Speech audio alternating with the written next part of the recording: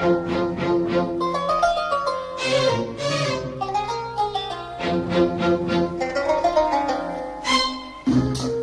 الجميل لحن نتذكره، وأغنية لا ننساها، ومطرب يعيش في البال ويدغدغ الذكريات.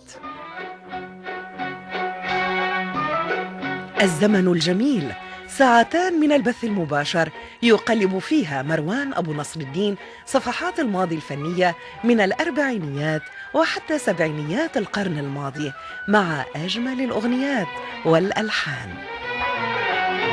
الزمن الجميل الاثنين بعد موجز أخبار 10:10 مساء عبر إذاعة لبنان.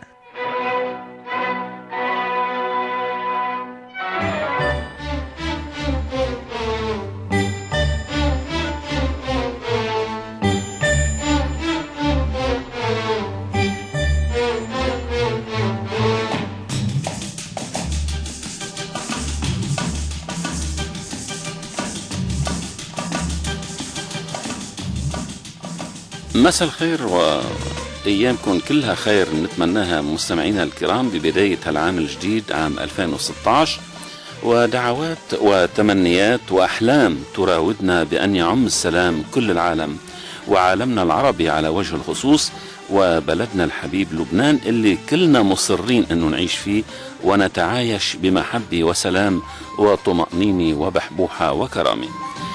أملنا كبير أن يكون هذا العام وكل الأعوام المقبلة على قدر الأحلام والدعوات والتمنيات، فكفانا ما مررنا به، كفانا تأخرا عن ركب التطور ومماشاة العصر حضاريا وفكريا واقتصاديا وتربويا وفي كل نواحي الحياة. كفانا حروبا وقوقعة وانزواء وتخلفا، كفانا قهرا وعذابا وتراجعا، فالشعب اللبناني والشعوب العربية ترى وتواكب وتشاهد عبر الفضائيات ووسائل التواصل والمعلوماتية كيف يعيش العالم وكيف وبماذا يفكر من أقصى أصقاع الأرض إلى أقصاها، ويطمح لأن يكون في مصاف الدول المتطورة والهانئة بعيشها، وكيف أن المواطن إن في الغرب أو في الشرق يعيش بكرامة وعزة ويحظى بالاحترام ويتمتع بحقوقه كاملة، وشعوبنا ترنو إلى ذلك.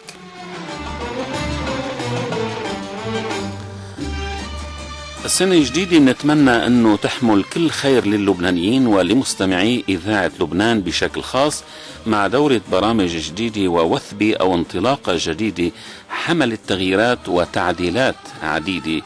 كمان نتمنى تعجبكم، مع شكرنا لزميلتنا ومديرة البرامج الجديدة ريتا نجيم الرومي اللي عم تسعى بكل جد واجتهاد وبكل ما أوتيت من خبرة وعزم على تحسين وتطوير إذاعة لبنان لتماشي وتواكب وأحيان تتقدم وتسبق ما عداها، ولما لا، وهي أم الإذاعات اللبنانية وبعض الإذاعات العربية، ولاحظتم وستلاحظون هذا التغيير فيما سيأتي من الأيام.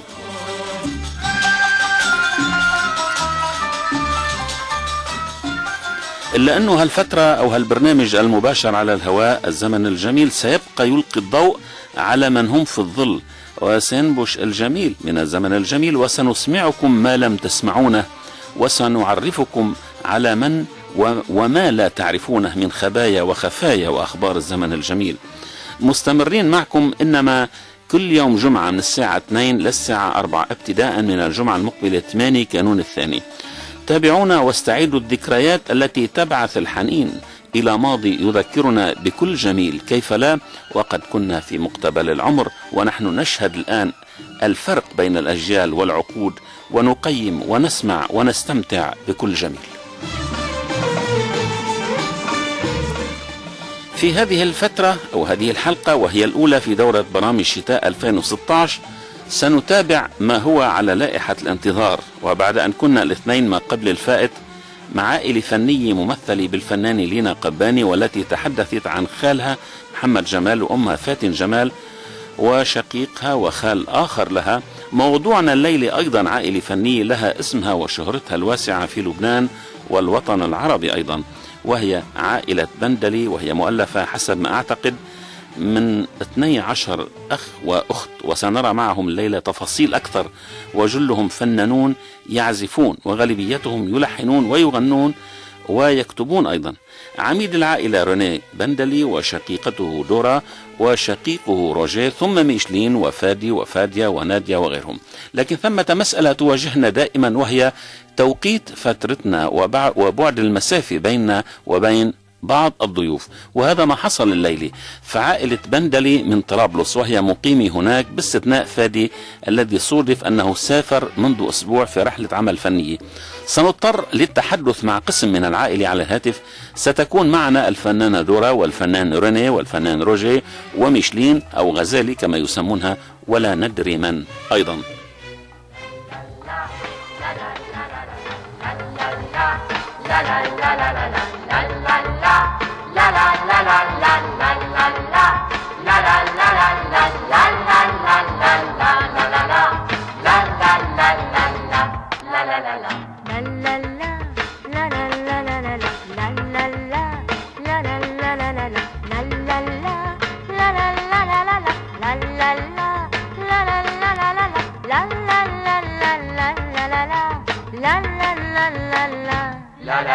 عنا شهر ليل نهار شرع غليونه قلبه كبير وقوة زيرو وعقلاته نونو يا نونو. عنا شهر ليل نهار شرع غليونه قلبه كبير وقوة زيرو وعقلاته نونو يا نونو. يوم المكشوف وببقى محتارة يا بتحير لما بيعمل لي زيارة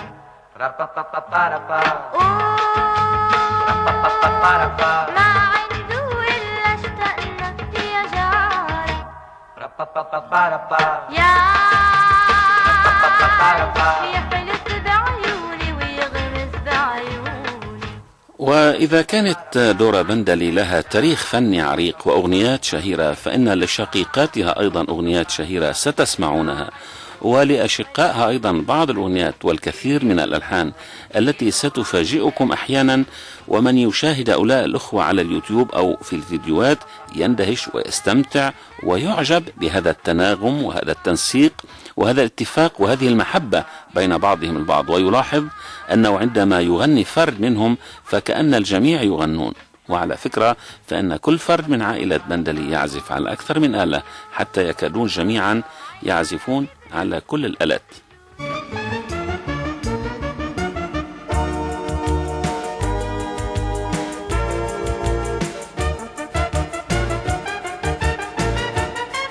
يا حبيبي تعالى الحقني شوف اللي جرالي من بعدك، سهرانة من وقتي بناجي خيالك من قدك، وانا كاتمة غرامي وغرامي غالبني، ولا عندي لا اب ولا ام ولا عم اشكيله نار حبك.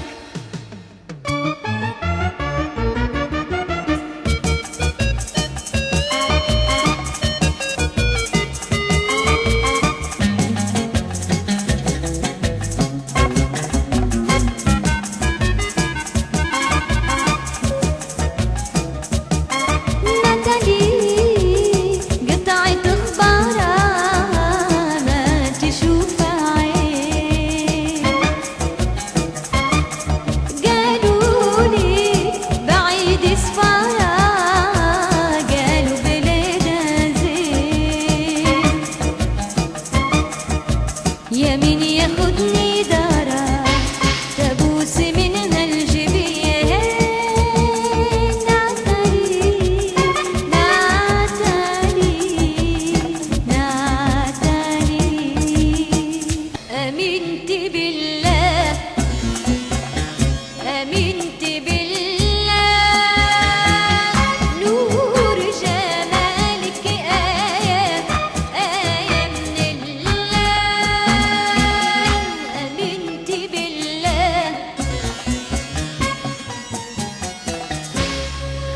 عائلة بندلي أين هي اليوم؟ سنعرف بعد قليل. وإن كانت دورا أصدرت ألبوما جديدا تحت عنوان يا ريتك حدي، وأحيت أمسية في قصر الأونسكو تحت عنوان دورا بندلي تغني العمالقة، مزجت خلالها ما بين أغاني زمن الجميل لعمالقة لبنان أمثال نصر شمس الدين وزكي نصيف وصباح ووديع الصافي، وكوكتيل متنوع لأغاني عبد الوهاب وأسمهان والنجمين الكبيرين عبد الحليم حافظ ووردة الجزائرية، لتنهي بباقة من أجمل الأغاني لأم كلثوم. أما رونيه فهو منشغل بمؤسسته بندلي جروب التي تعنى بالشأنين التربوي والترفيهي. أما روجيه فهو المشرف على عدد من السيديات للعائلة ويدرس في بعض المعاهد، فيما فادي انتقل ليعمل منفردا يلحن ويغني مع بعض الفرق. وسنسمع صوته بأغنية الورد جميل للسيدة أم كلثوم، وستقفون على عظمة مواهب هؤلاء الفنانين. القليل أيضا يعرف أن أغنية غزالي الجميلة والشهيرة هي لميشلين بندلي التي لقبها أشقاؤها بالغزالي نظرا لنجاح الأغنية التي سنسمعها بصوتها. ويولا بأغنيات رايح أنت لبعيد ويا قلبي يا صغير وورق الخريف ونادية حبيتك قلت بتبقالي، ودورة بأغاني وردي حمراء وعنا جار وبزعل منك وغيرها. كذلك أغنيات مشتركة للعائلة مجتمعة. نسمع أغنية دورة بندلي وردي حمراء، كلمات رونيه بندلي ولحن والدو أدوار بندلي، قبل أن نكون مباشرة على الهاتف مع رونيه الشقيق الأكبر أو عميد العائلة كما يطلقون عليه.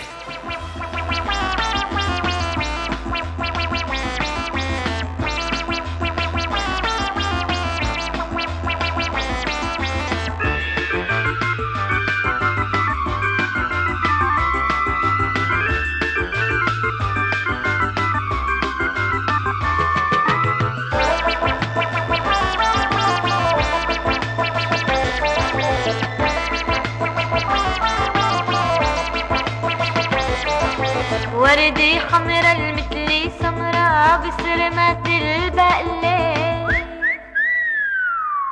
باعت معها ورقة وكلمة تحكي شو مشتاق لي.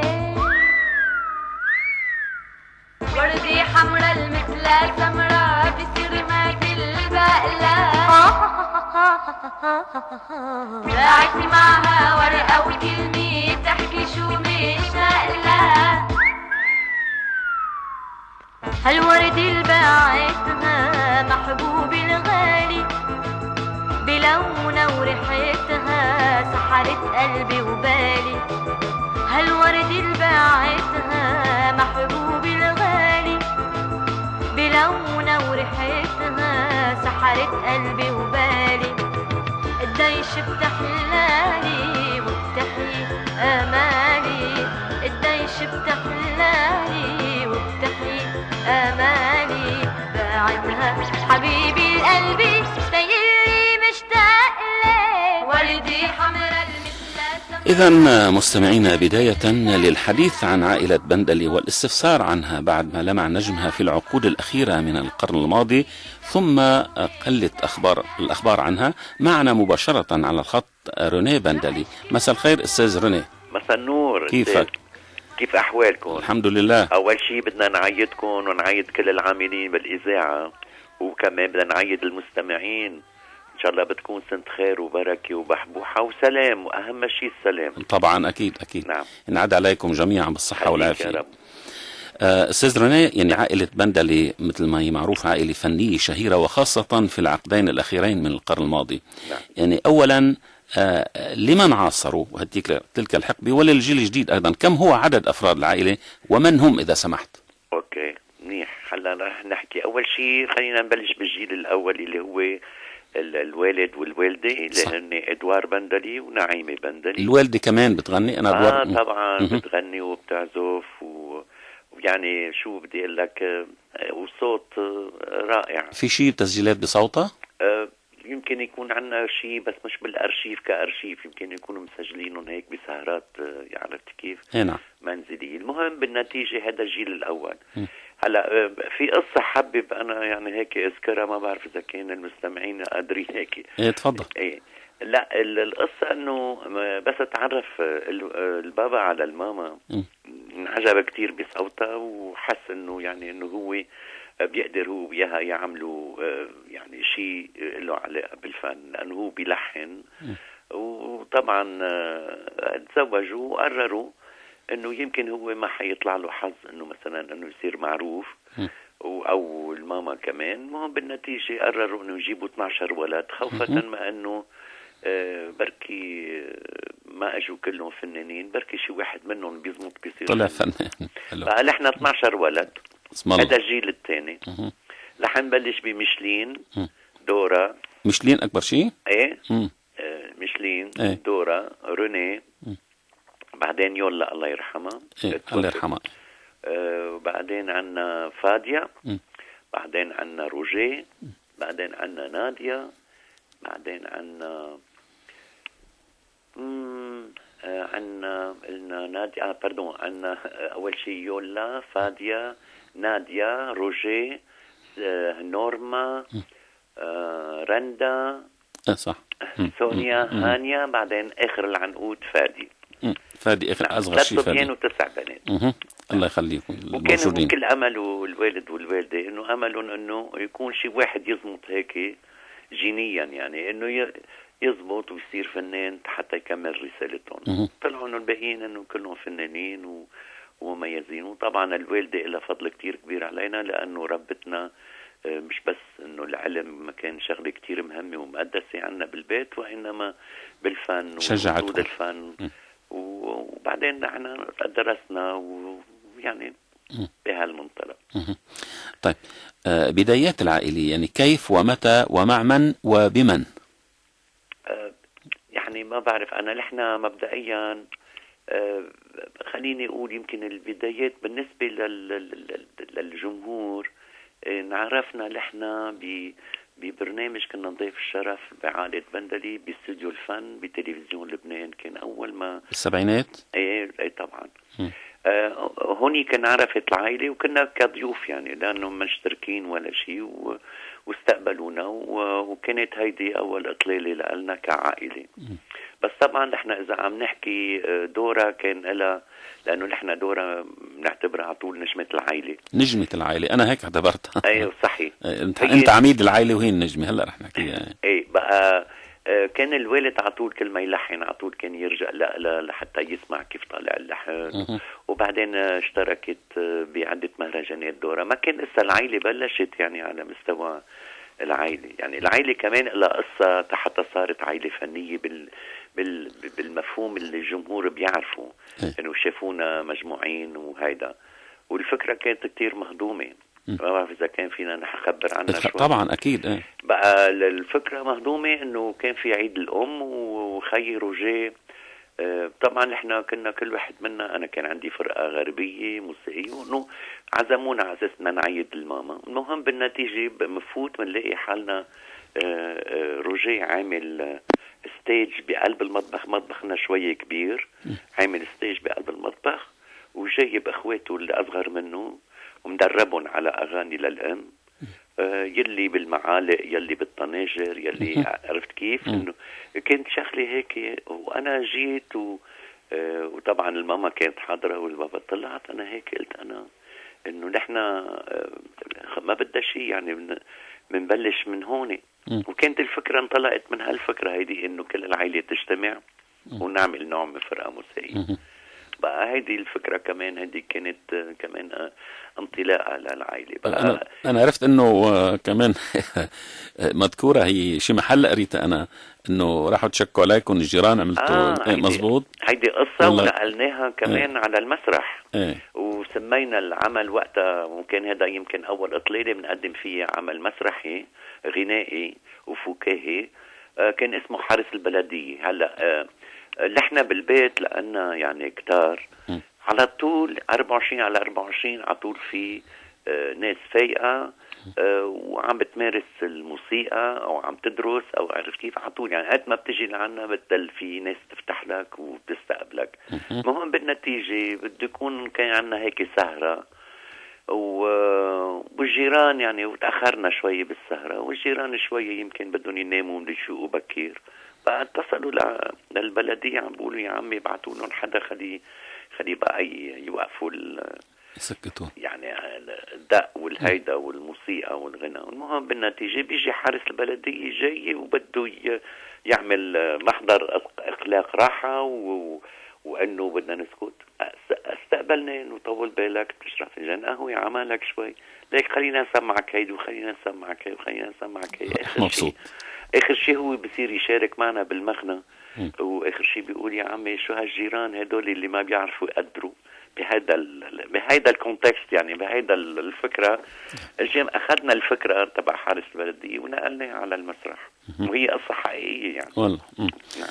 طيب أستاذ رنيه، نعم. كلكم يعني أو بعضكم تعلمتوا بمعاهد موسيقية ولا؟ طبعا كلكم طبعا جميع. يعني أنا مثلا كنت بالأكاديمية بقلبة، درست البيانو، بعدين أنا رحت تخصصت وأخذت ماجستير بالتأليف الموسيقي بلندن. أوكي. إخواتي كلهم يعني بتبلش تحكي كلهم بيعزفوا، وكلهم بيعزفوا يعني أكاديميا، ويعني النوتة والدراسة، ودورة أكتر شيء تخصصت بالسولفاج بالمغنى.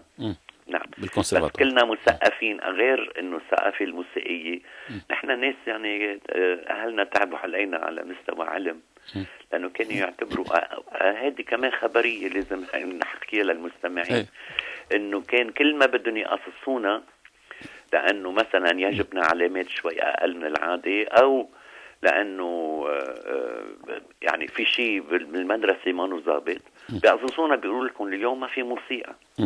يعني ما كان مثلا يقولوا مثلا ما بتظهروا، مثلا ما لكم شوكولا او اي شيء. بتعرف انت الولد تعطيه مكافآت بس يكون شاطر وهيدا. نحن كانت الاساس تبعنا انه ما في موسيقى اليوم، وهيدي كانت بالنسبه لنا اصعب اساس. نعم. حدا سألني أستاذ رنيه، الوالد بعده طيب والوالدة ولا؟ لا، الوالد والدي توفوا. نعم. الله يرحمه. طيب، عائلة بندلي ال12 أين هم اليوم؟ ولماذا هذا الغياب عن الساحة الفنية؟ كثير منيح. يعني هلا أول شيء بدي أقول إنه نحن يمكن بجوز مع المستمعين اللي عم يسمعونا، نحن يعني بعرف إنه بالقلب وبالفكر والناس بتفكر فينا وتسمعنا، بس بتعرف مثل كعائلة كبيرة من هالنوع كل ما بيمرق الوقت وبيكبروا بالعمر بصير في عندهم حياتهم الخاصة، وبصير في عندهم مشاكلهم الاجتماعية والمادية ومشاكل، بتعرف مثل كل عائلة يعني. وكبروا كل واحد كمان بده بيقولوا يعمل كيان لنفسه. بقى كان على طول احنا ونضل مجتمعين، واينما كان صار فيه وصلنا لوقت صار فيه استحالة انه نقدر نعمل عمل مشترك ونقدمه للجمهور، لانه ناس سافرت، ناس تجوزت، ناس عندها شغل تاني، يعني انه في امور كانت في استحالة انه نقدر احنا يعني انه نجتمع كلنا سوا لنقدم عرض متكامل ب 12 هيدا. هلا يلي صار انه طبعا كبروا مثل كل هالعيال، كل واحد بيصير بياخد خط لنفسه، بياخد حياته، بيتجوز، بيصير عنده اولاد. نحن صار عندنا جيل ثالث يعني بالنتيجة. طبعا. بس انه يلي كان عم بيصير انه كان صار في استحالة انه نقدر نحن نرجع نجتمع لحتى نضل نقدر نقدم عروض او اعمال هذا. بس كان يبقى على طول في اشياء كانت عم تستمر، لانه نحن عندنا كان استوديو، كان عندنا استوديو واحترق، يعني كل الارشيف راح يعني بالنتيجة وخسرنا. يعني هيدا انا بالنسبة لي خسارة كبيرة كتير. عم نجرب قد ما فينا نستعيد شيء من الماضي. الارشيف الاغاني يعني المسجلينها؟ نعم، الارشيف تبع كل عائلة بندلي كله احترق باستوديو وقتها، ورجعنا بنينا استوديو جديد وهيدا. بس نحن كنا على طول عم نزود يعني الاذاعات وكل وسائل الاعلام نزودهم باعمال جديده، بس كنا كل ما نقدر نجتمع حتى نقدر نسجل. ما كان يبقى يكون في مجال نجتمع لنقدر نقدم عرض، لأنه تعرف وقت بدك أنت تقدم عرض يعني أنت بدك تعمل جولة، بدك تخلي الكل يكون مستفضي، يعني الموضوع منه موضوع حفلة بدك تقدمها، بدك قدمت حضرت عرض بدك تروح تبرم فيه مثل ما كنا نبقى نعمل. صحيح. بكل العروض. بقى كان في استحالة على مستوى مسرح أو على مستوى أنه نكون مجتمعين لنقدم عمل متكامل. المهم بالنتيجة كان بس على طول عنا شيء اسمه استوديو وألحان وكنا نشتغل على مستوى بس مثل بيقولوا إذاعيا، يعني على مستوى راديو. يعني كنا نسجل ونجرب نبعث للإذاعات أو أي شيء. هيدا لفترة معينة يعني، ودلينا مستمرين على هالخط لحديت يمكن هلا. أنا لأنه كنت مسافر بكندا، بتعرف مثل كل عائلة يعني كل الأفراد بيصير في عندهم يعني مشاكلهم وعندهم انشغالاتهم وهمومهم مثل كل الناس. المهم بالنتيجة بس رجعت أنا من كندا، رجعت قررت إنه نعمل شيء مع دورة. وهيدا يلي كان يعني بال 2015، عم بحكي سنة الماضية لأنه هلا صرنا بالسنة الجديدة. عملنا عمل اسمه دورة تغني العمالقة، وحبينا يعني من خلال هذا العمل لتكون أطلالة. ما قدرنا جمعنا كل العائلة طبعا. قلت لك انه في استحالة.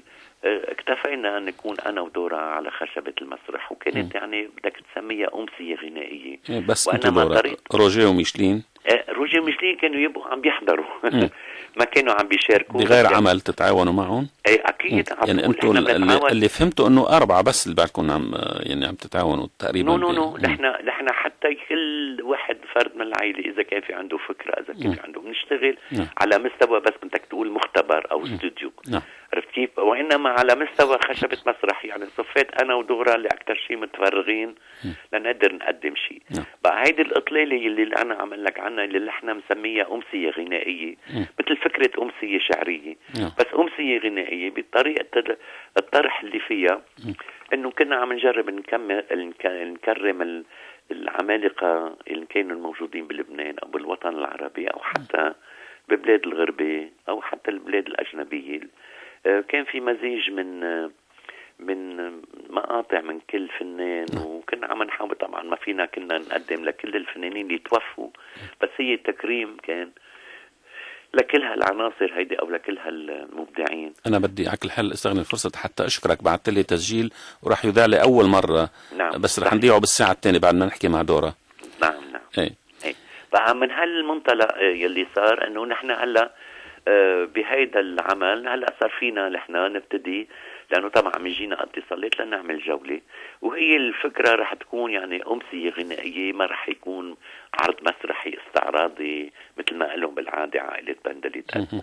بس انا حسينا انه يمكن هالاطلاله الجديده ترجع كمان ترجع شويه من نكهه عائله بندلي، لانه طبعا يلي الاغاني اللي تسجلت هيدا كله شغلنا كلنا، يعني انه كلنا مجموعين، يعني مثل كنا السنه الفرقه يعني مثل ما بقول.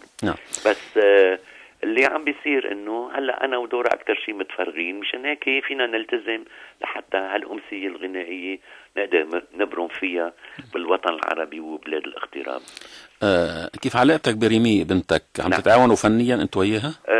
نحن مبدئيا هو عطول في قلت لك ان نحن ما في عنا شيء، عطول التعاون وارد وعطول موجود، بس بيبقى كمان مثل ما عم نقول انه الولد بس يكبر كمان بيحب يحقق ذاته.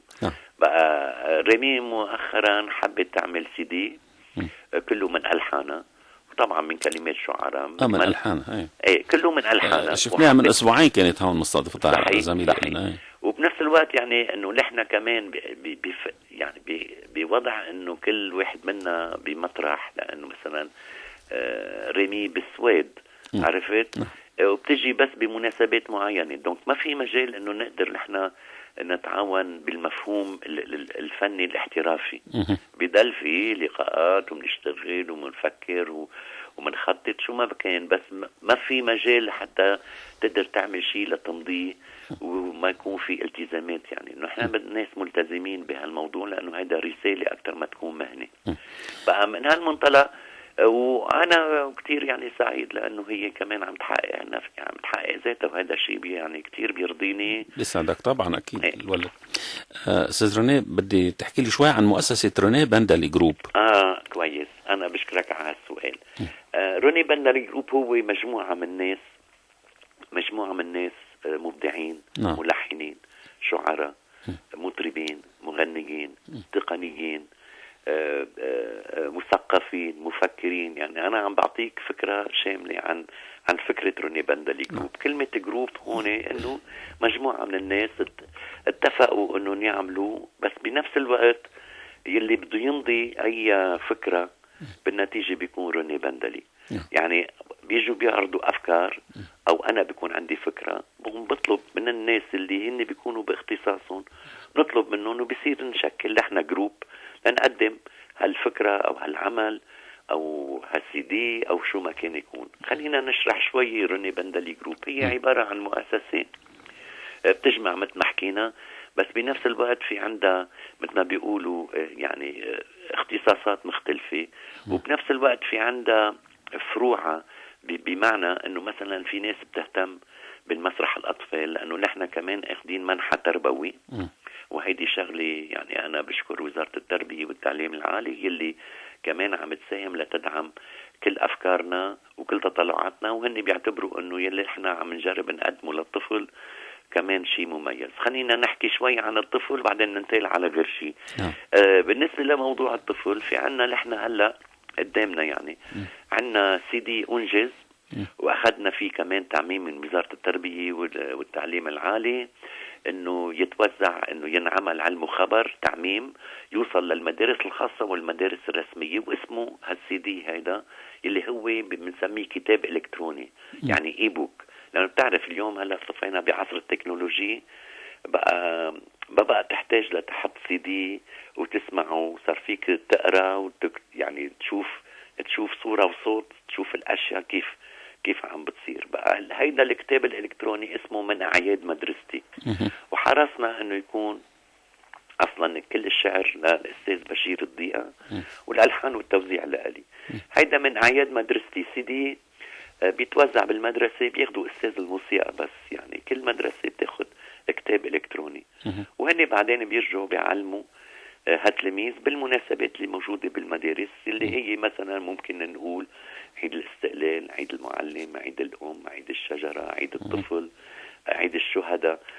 طبعا وحرصنا كتير انه ما تكون لها طابع ديني، يعني بتعرف انه في مناسبات بالمدرسة اوقات بيعطلوا او بيكون في مناسبات دينية، نحن لا، حبينا نحرص على انه تكون هالمجموعة من الاناشيد تيتعلم الطفل تكون كلها يعني محصورة بالاشياء الوطنية، الاشياء يلي يعني لازم يعرفها. أوكي. عن لبنان او عن هذا. هيدا من جهة. من جهة تانية طبعا ورح يكون مع الكتاب هيدا في عندك النوتة تبعيته والكلمات تبعيته والموسيقى تبعيته، كل الأشياء يعني مرتبة بطريقة إنه بتصفي كل مدرسة بتقدر تعلم أطفالها لكل مناسبة يقولوا شيء له علاقة بالعيد اللي هن عم يحتفلوا فيه. وبعدين اجينا كمان تعميم من وزارة التربية بخصوص مسرحية اسمها تلاميذ غير شكل. تلاميذ غير شكل مسرحية كمان للأطفال، يعني فكاهية، ترفيهية، توجيهية، غنائية، لأنه فيها 6 أغاني المسرحية. وأخذنا فيها تعميم، وهلأ بلشنا بالجولة بكل مدارس حتى نقدمها. تعرف بالظروف اللي مرقنا فيها بين انه فاتوا التلاميذ على المدرسة، صرنا عاملين 8 عروض لحديت هلا، بس مبلشين نحن بالشمال لانه نحن اولاد الشمال. بقى مبلشين من هون وبعدين اذا على تنطلقوا لكل المناطق. رح ننتقل بكل المناطق اللبنانية. أستاذ روني، عندي سؤال أخير بس بالنسبة لأغنية دورها دور. يعني الكل هيك بيلتبس عليهم بفكروها لزياد الرحباني، شو القصة هالأغنية؟ شو قصتها؟ يعني أنا يعني ما بعرف في شيء له علاقة زياد الرحباني فيها؟ لا ما له علاقة. ما له علاقة فيها نهائيا. ما له علاقة. أول شيء دورها دور هي جزء من مجموعة أغاني لمسرحية اسمها شارع العجايب.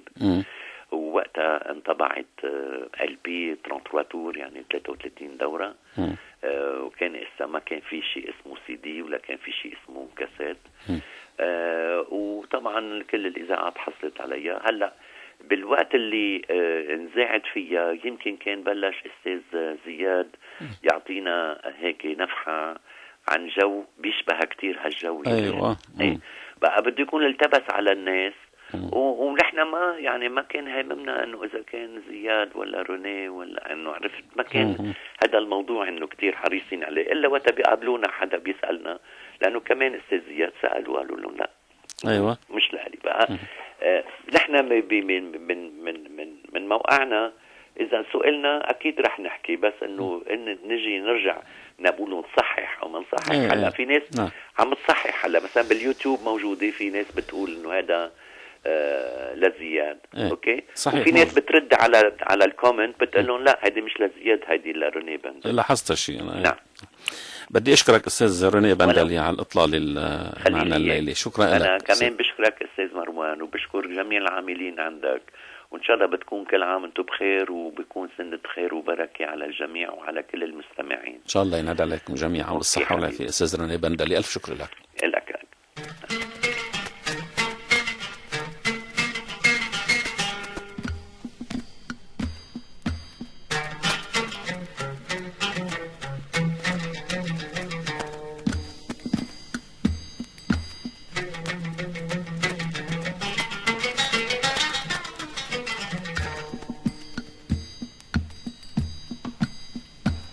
أهلا بالشباب الطيبة، أهلا.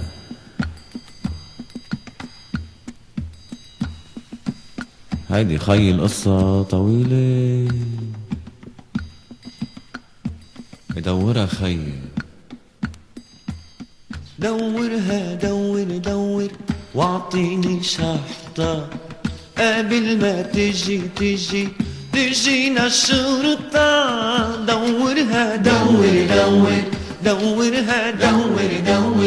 دورها دور ما بدي اصحى. دورها دور واعطيني شحطة قبل ما تجينا الشرطة. دورها دورها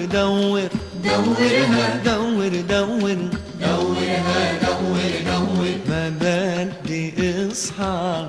ناس بتحكيني قاسي، يا قاسي. ناس بتحكيني فصحى، لونها الصفحة. فتل راسي يا راسي، مش رح بالحكي اصحى.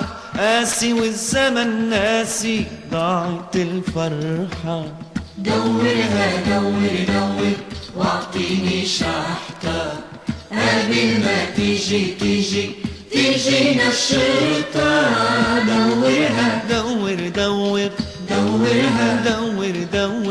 دورها ما بدي اصحى. يا حبيبي بيبي يا حبيبي بيبي يا حبيبي بيبي شفطتك فيني. ضيعني حنين نسيني. طيرني طير تنحكي صيني. متشنش وما متشنشي.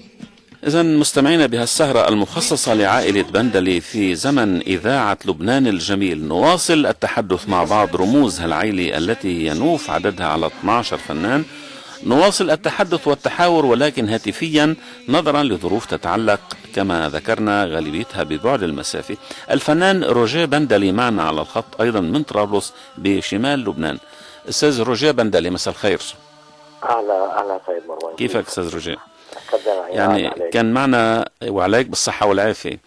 كان معنا قبل شوي خيك روني، يعني معك نستكمل يعني ما كنا قد بدأناه مع الأستاذ ريني قبل شوي بالسؤال. يعني ألا تعتقد أنه عائلة بندلي مثل عائلتكم فيها العدد من الفنانين وكلهم على مستوى يعني ليس بقليل اللي بيسمع الأغاني وبيتمعن فيها، ألا تعتقد أنه عائلتكم ما أخذت حقها من الشهرة والانتشار؟ وإذا صحيح ذلك لماذا وإلى ما يعود السبب؟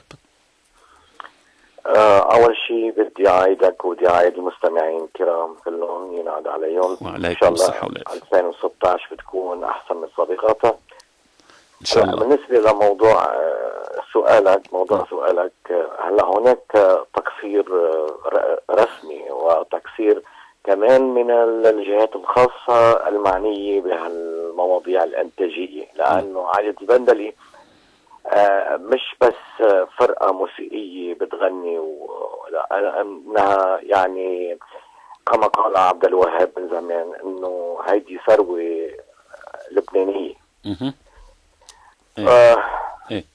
التقصير جاء من الجهتين، التقصير من الجهة الرسمية والتقصير من يعني انه من الأحوال التي عاشتها عائلة بندلي آنذاك في الزمن الجميل. يعني أنا تعتقد إنه يعني إنه في عليكم كمان حق، يمكن كان لازم أكثر هيك. ما عم لك التقصير، لأنه كنا من نغادر البلاد إلا في حال إذا كان في عنا شي سفرة أو شي مسرحية عم نعملها برات لبنان. يعني وكان كانت ظروف لبنان آنذاك كان ظروف صعبة كتير، كان المطار يسكر وأوقات نروح عن طريق الشام، يعني كان في كتير صعوبات حتى على المواطنين العاديين مش على بس الفنانين يعني. يعني هلا التقصير جاء من بعد يعني 95 او 96 ما عاد في عنا الهمة انه نوسع افاق، لانه خسرنا اللي توزعت الاهتمامات الخاصة والعائلية. اول شيء انت كمواطن يعني عم تتحمل شغلات. مثلا الاستوديو تبعك احترق بظن الاحداث الموجودة، يعني كل ما تملك من ارشيف وتملك من معدات وتملك من تقنيات كله احترق يعني امام عينك.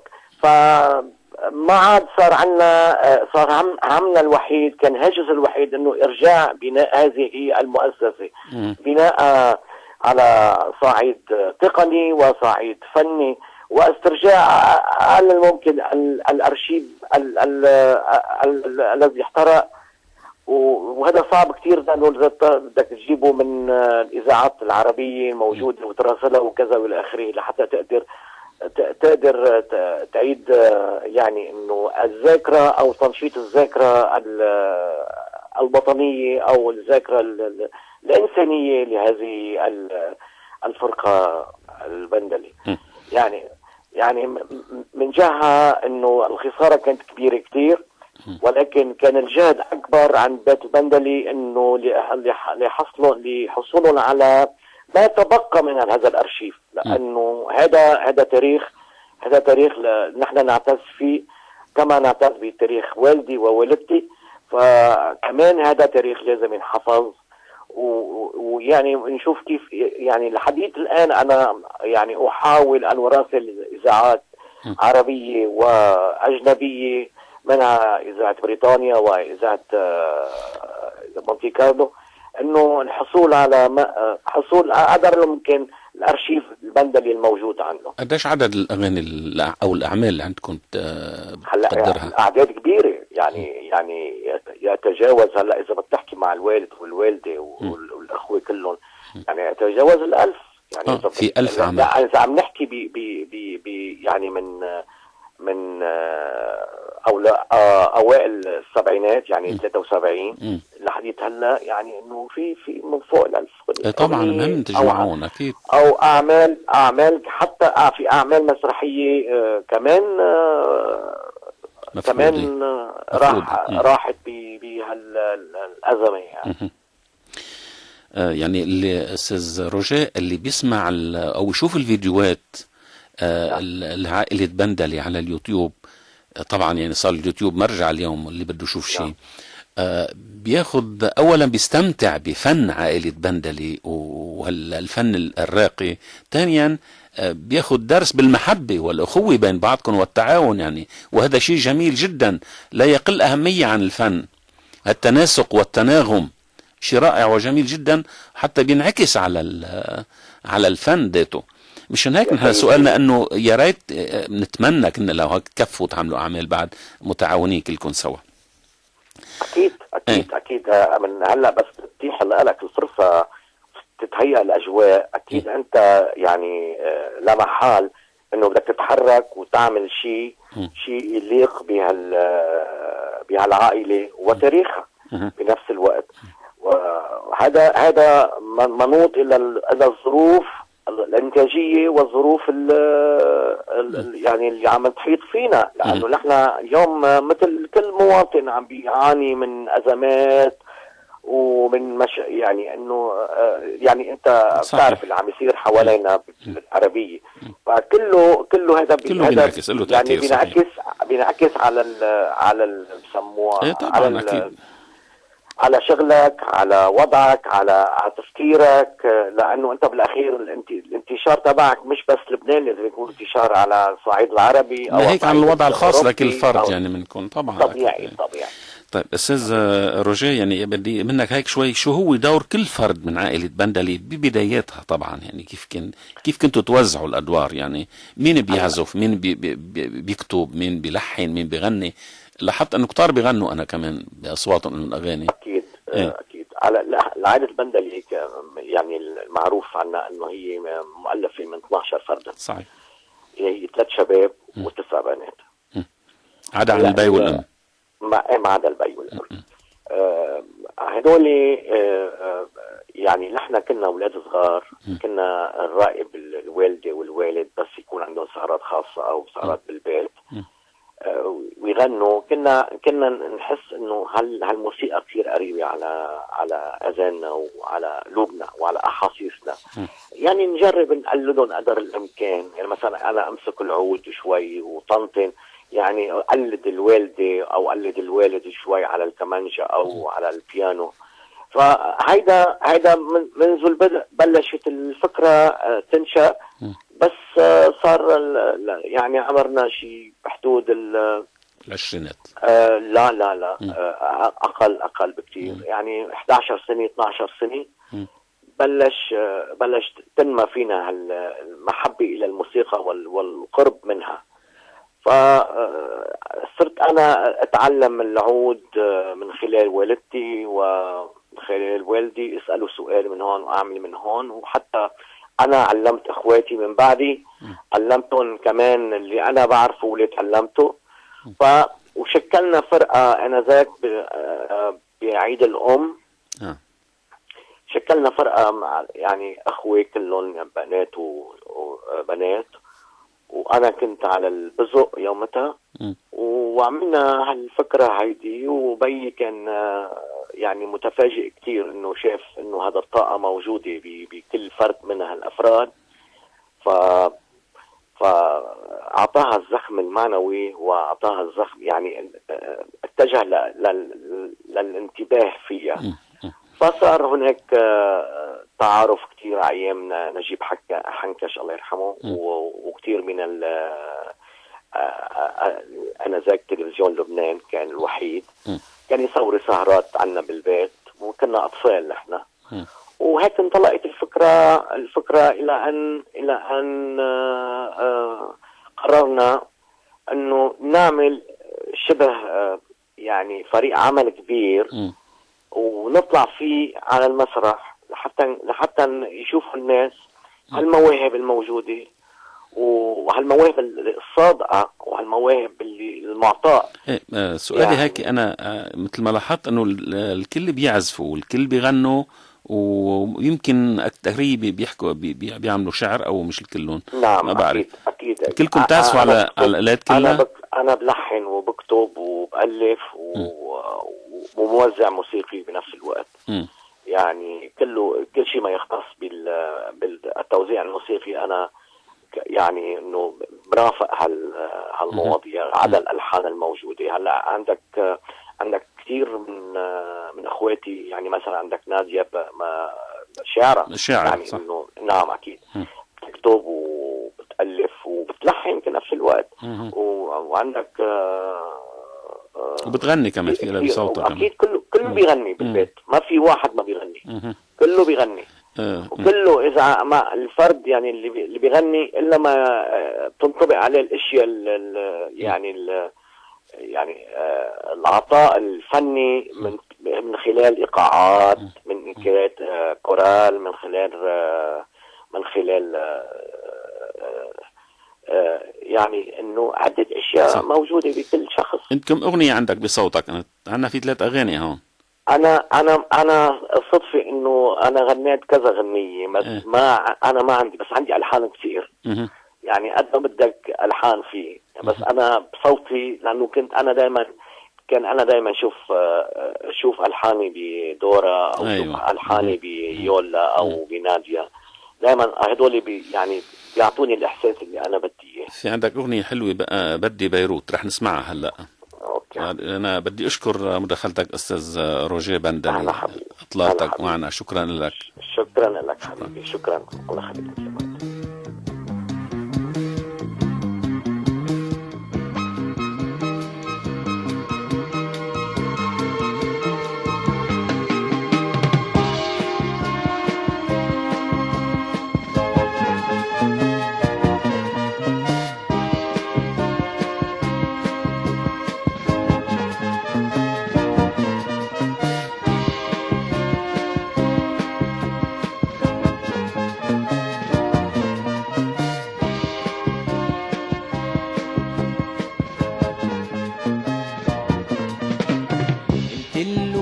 بدي بيروت، قال لي يا ابني ما في خطوط.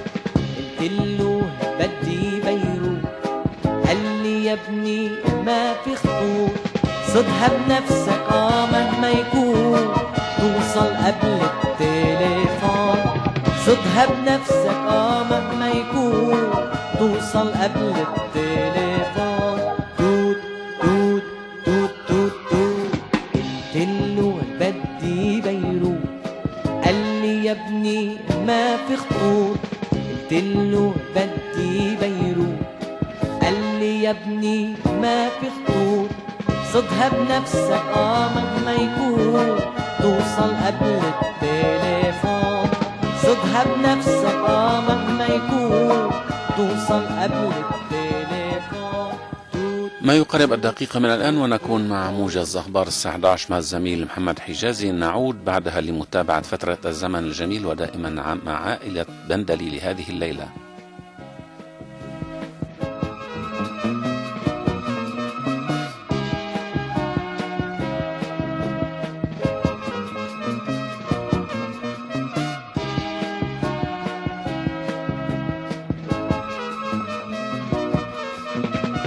صار لي مدي ناطرها، أو لك شو اللي مأخرها. كل دقيقة دخلك دق عخطوط الحلوة ببيروت. كل دقيقة دخلك دق عخطوط الحلوة ببيروت. توت توت توت توت توت. قلتله بدي بيروت، قال لي يا ابني ما في خطوط. قلتله بدي بيروت، قال لي يا ابني ما في خطوط. صدها بنفسك مهما يكون، توصل قبل التليفون. صدها بنفسك مهما يكون، توصل قبل التليفون.